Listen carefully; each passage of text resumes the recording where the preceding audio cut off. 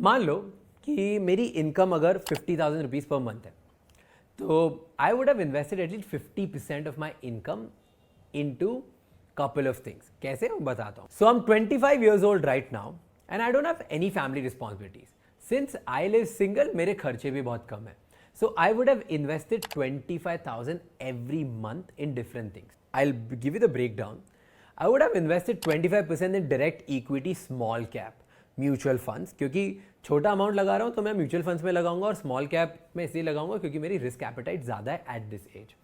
Then I would have invested 25% of my money into index funds. थोड़ा सा मुझे safe भी खेलना है बट लॉन्ग टर्म भी खेलना है.